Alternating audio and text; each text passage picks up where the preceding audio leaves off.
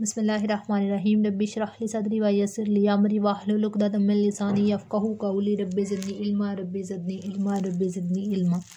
अस्सलामु अलैकुम। आज की वीडियो में हम डिस्कस करेंगे वर्ड फॉर्मेशन प्रोसेस को, यानी कि किस तरह लिंग्विस्टिक्स का ये टॉपिक है, किस तरह वर्ड्स को बनाया जाता है, किस तरह नए वर्ड्स तहलीक पाते हैं, कौन कौन से तरीके हैं जो कि इंग्लिश लैंग्वेज में नए वर्ड्स बनाने के लिए इस्तेमाल किए जाते हैं, और उनको फर्दर फिर उनकी जो टाइप्स हैं, सब टाइप्स हैं किसी भी एक प्रोसेस की, उनको हम डिस्कस करेंगे थोड़ा सा डिटेल में, ताकि एक लॉन्ग क्वेश्चन हम अच्छे तरीके से कवर कर पाएँ। और बाकी फिर अगर आपको इनमें से कोई किसी भी टर्म को जानना है तो आप फिर भी इस वीडियो को मुकम्मल देख सकते हैं, क्योंकि हर एक टर्म को हम डिटेल के साथ डिस्कस करेंगे। शुरू करते हैं।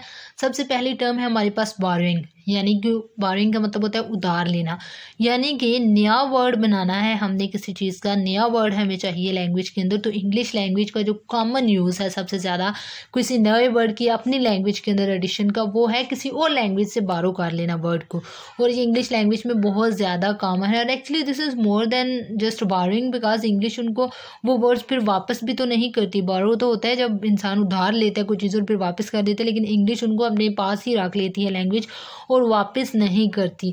इसकी एग्जांपल्स हमें जब भी हम वर्ड किसी को स्टडी करते हैं, उसको डिक्शनरी में भी खोलते हैं, तो हमें हर वर्ड को ही तकरीबन देखते हैं तो पता है ये जर्मन लैंग्वेज से है, ये फ्रेंच से है, ये इटालियन से है, और ये फ्रांस लैंग्वेज से लिया गया, पर्शियन से लिया गया है इससे। तो हमें पता चलता है कि हर वर्ड की जो एक्चुअल है वो कहीं और से हमें जाके मिलती है। इंग्लिश लैंग्वेज में खुद वर्ड्स के काइनेज और नए वर्ड्स बहुत कम बनाए हैं, और ये बहुत कम है इंग्लिश लैंग्वेज में। खैर, इसके अंदर हम एग्जांपल्स अगर देखें तो पियानो इटालियन से लिया गया इंग्लिश वर्ड, सोफ़ा अरेबिक से, योगर्ट टर्किश से, टाइकोन जापानीज़ से, और इसी तरह बाकी ज़ेब्रा बेंटू से, बाकी तमाम वर्ड्स की भी एग्जांपल है। लेकिन ऐसा नहीं है कि सिर्फ इंग्लिश लैंग्वेज ही बारो करती है, बाकी जो लैंग्वेजेस हैं वो भी बारो करती हैं इंग्लिश से वर्ड्स। जैसे कि हम उर्दू या हिंदी के एग्जांपल्स देख सकते हैं, हमने टेलीविज़न, हमने बॉल, बहुत सारी जो एग्जांपल्स हैं, फुटबॉल हमारे इर्द गिर्द हम देख सकते हैं जो हम वर्ड्स प्रोनाउंस करते हैं। इवन ऐसे होता है कि हमें इंग्लिश में किसी का कोई बंदा पूछता है कि यार इसका उर्दू में मतलब क्या है, इसका हिंदी में मतलब क्या है, तो हमें वो नहीं पता होता, क्योंकि वो हम इतने यूज्ड टू हो चुके होते हैं उस वर्ड को इंग्लिश में प्रोनाउंस करने में और इंग्लिश में साथ लेके चलने में। तो बोरोइंग का कॉन्सेप्ट हमने पढ़ा कि किसी भी दूसरी लैंग्वेज से उधार ले लेना वर्ड को और फिर उसको अपने मीनिंग के साथ अपनी लैंग्वेज के अंदर इस्तेमाल करना, ये एक तरीका है वर्ड फॉर्मेशन का। नेक्स्ट जो है वो लोन ट्रांसलेशन है, वो बोरोइंग की ही एक एग्जांपल है।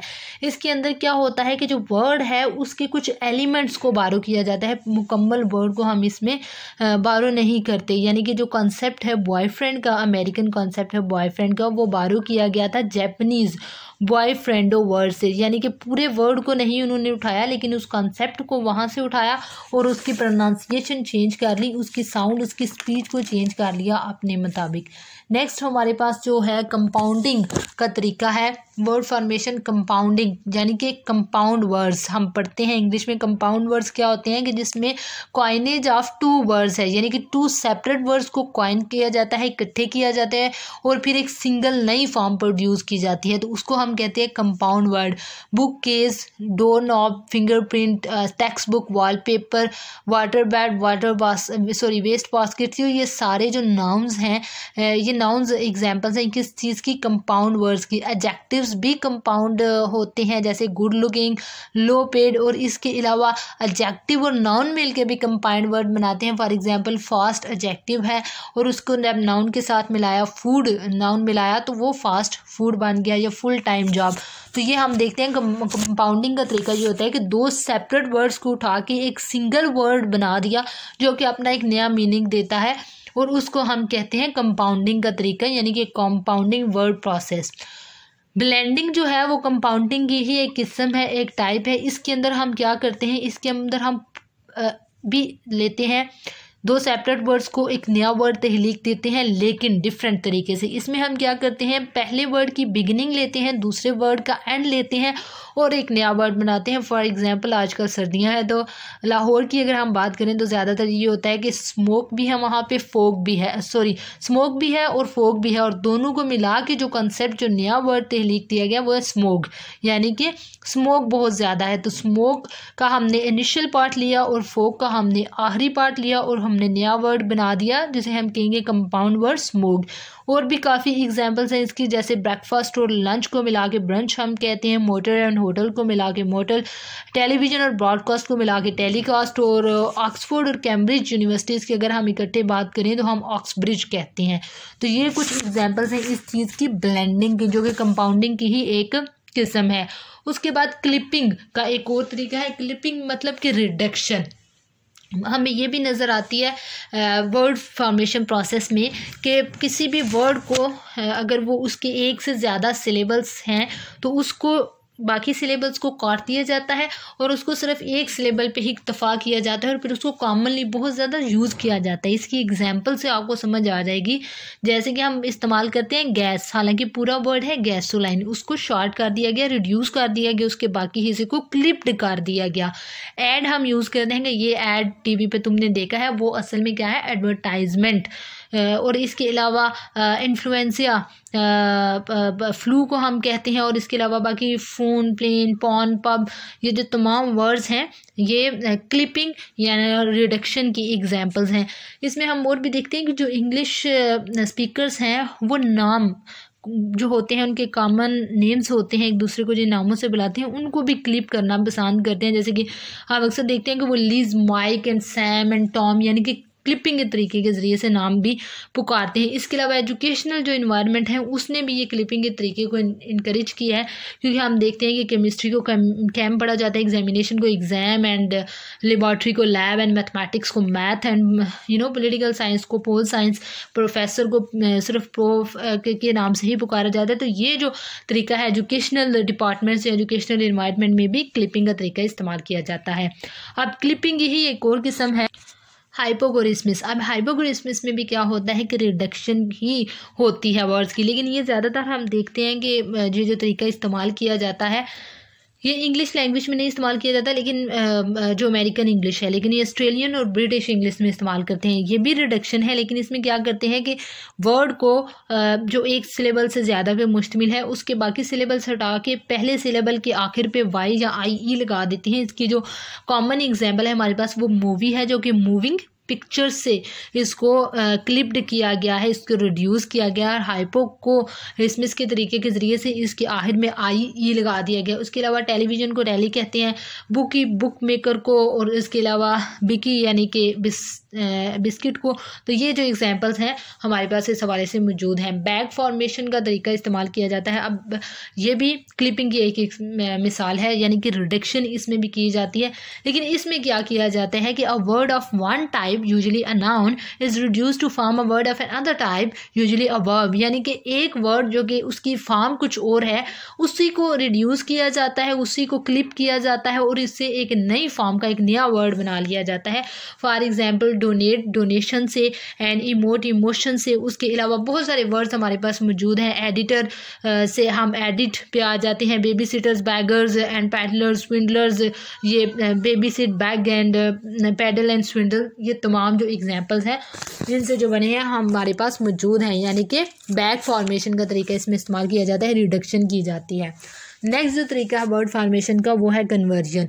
कन्वर्जन के तरीके को हम फंक्शनल शिफ्ट या कैटेगरी चेंज भी कहते हैं, जिससे मतलब मज़ीद वाज़े हो जाता है।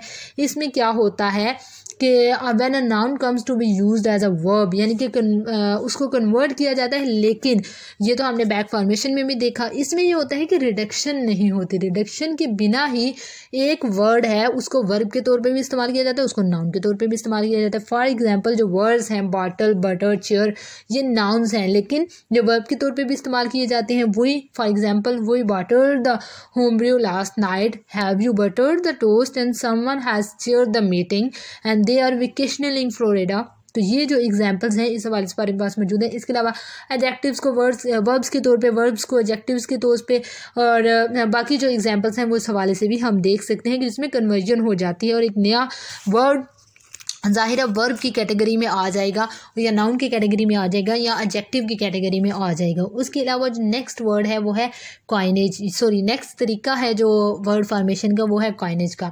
अब कॉइनेज का तरीका मैंने शुरू में भी बताया था कि बहुत कम इंग्लिश लैंग्वेज में इस्तेमाल किया जाता है, यानी कि नए वर्ड्स की फॉर्मेशन, न्यू वर्ड्स सिरे से बनाना, वो टर्म पहले इस्तेमाल ही ना की जाती हो। लेकिन ज़ाहिर है जब कोई नई चीज़ें ईजाद की जाती हैं तो उनके नाम रखे जाते हैं। उसमें कॉमन एग्जाम्पल गूगल है, गूगल का नाम इस्तेमाल किया जाता है। और उसके अलावा बाकी भी एग्जाम्पल्स इन्वेंशन से सवाल से उनकी एग्जाम्पल मौजूद है। इसके अलावा इसी के अंदर एक और टर्म भी आती है एपोनिम्स। एपोनिम्स क्या होता है कि words based on the name of a person और प्लेस, यानी कि जिस बंदे या जिस जगह के नाम पे उस चीज़ का नाम रख दिया जाए उसको हम कहते हैं। यानी कि जितने भी ब्रांड्स हम देखते हैं तो वो कॉमनली यूज़ किए जाते हैं, जैसे होंडा टाइप जो ये बाइक्स की हैं, बाकी तमाम किस्में हैं, तो उसमें ये चीज़ें यूज़ कर ली जाती हैं कि इंसान के नाम को उस चीज़ का नाम दिया जाता है और उससे एक नया वर्ड तहलीक पाता है। सैंडविच सबसे पहले एक इंसान का नाम था और फिर उसको ने जब खाया और पसंद किया और फिर उसके बाद जो है वो सैंडविच का नाम बढ़ गया। एक्रोनिम्स एक और टाइप है, एक और तरीका है वर्ड फॉर्मेशन का, जिसके अंदर क्या करते हैं कि ये अक्सर हमें याद नहीं रहते और सब हमें पूछते हैं फ़लाँ का एब्रीवेशन बताओ, फ़लाँ का बताओ। तो ये एक्रोनिम्स एक्चुअली एब्रीवेशंस हैं। यानी कि सीडी को हम कम्पैक्ट डिस्क, यानी कि तमाम जो पूरे एलिमेंट्स हैं एक वर्ड के, उसके हम फर्स्ट इनिशियल लेटर्स को उठा लेते हैं और एक नया वर्ड तहलीक पा जाता है उससे, यानी सीडी कम्पैक्ट डिस्क से।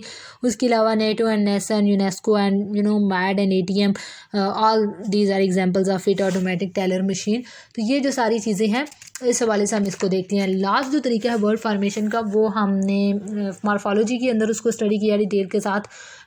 डेरिवेशन का तरीका यानी कि सुफिक्सेस का तरीका, जिसके अंदर प्रीफिक्सेस, सुफिक्सेस एंड इनफिक्सेस आ जाते हैं कि जो भी हमारे पास वर्ड्स हैं, यानी कि बाउंड मार्फिम, उसके अलावा फिर वो डिफरेंट हो जाएगा एरिया हमारा। मॉर्फोलॉजी में हम चले जाएंगे बाउंड मार्फिम या फ्री मार्फिम की अगर हम बात करते हैं तो वो कहता है कि सुफिक्सेस और प्रीफिक्सेस में क्या होता है, जैसे अन, मिस, प्री, फुल, नेस, इशिम, नेस, इज़म टाइप जो वर्ड्स हैं तो ये हैं तो बाउंड मार्फिम से अकेले स्टैंड नहीं करते, लेकिन ये मीनिंग तो चेंज करते हैं, वर्ड्स के अंदर ऐड होते हैं, तो ये क्लास चेंजिंग साबित होते हैं। जैसे हैप्पी टू अनहैप्पी, तो जो अन था वो हमने लगाया एक डेरिवेशन या हमने प्रीफिक्स लगाया। Mis present and prejudge and joyful and careless, boyish and terrorism and sadness. तो ये जो तमाम वर्ड्स हैं मिल के एक नया वर्ड तहलीक पाते हैं उनसे, जिसके बाज़ औक़ात क्लास चेंजिंग भी होता है, क्लास मेंटेनिंग भी होता है। तो आई होप कि आपको वर्ड फॉर्मेशन प्रोसेस की समझ आ गई होगी कि किस तरह नए वर्ड्स तहलीक पाती हैं, स्पेशली इंग्लिश लैंग्वेज में। If you like the video don't forget to subscribe the channel and thank you so much for watching the video.